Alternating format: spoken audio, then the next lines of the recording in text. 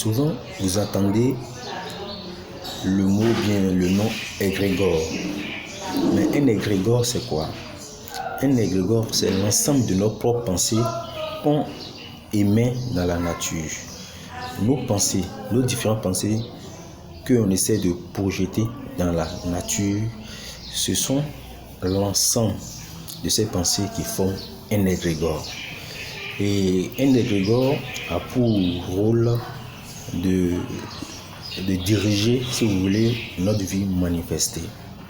Mais comment cela fonctionne?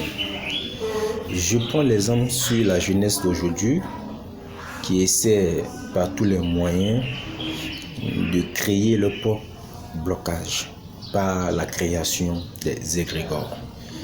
Je vais prendre l'exemple sur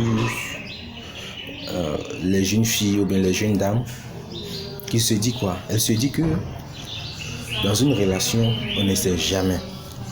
Il peut me laisser à tout moment. C'est une pensée. Et déjà, à partir de l'instant que nous pensons, on commence déjà à créer cet égrégore. À chaque fois qu'une fille va émettre cette pensée va aller rejoindre les mêmes pensées que d'autres filles ont créées. Donc du coup, ça devient un esprit, ça devient une énergie, ça devient une force qui vient maintenant animer la vie de toutes les personnes qui vont avoir cette pensée. Maintenant, pour une fille qui se dit que dans une relation, il faut avoir des prétendantes, il faut tout faire pour avoir des réserves d'hommes. Mais cette pensée est très très dangereuse puisque prochainement, c'est cette pensée qui va accompagner cette fille ou bien ces filles qui ont cette pensée. Mais comment cela fonctionne?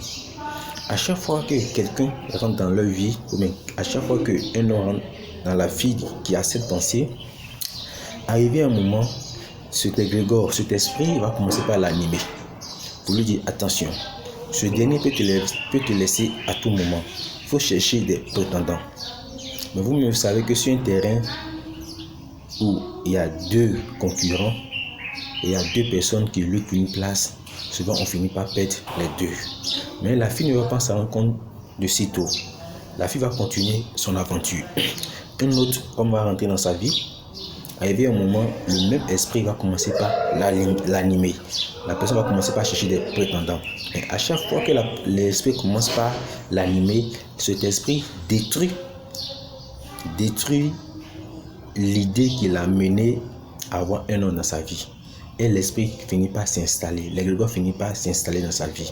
Donc prochainement, la fille va vivre selon cet égrégore qu'elle-même a créé. À chaque fois, quand elle aura un homme dans sa vie, l'égrégore va toujours animer sa vie pour lui rappeler que, attention, lui là il peut te laisser. Mais sans savoir que ce dernier, c'est lui qui est destiné à sa vie, la personne ne le saura pas. Puisque la personne est dominée déjà par son propre égrégore.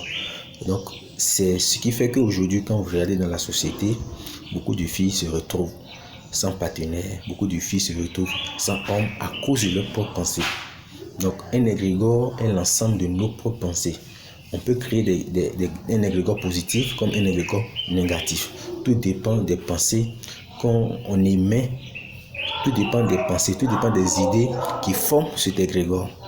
Donc c'est tout ce que j'ai à partager avec vous ce matin. Merci et bonne journée à vous.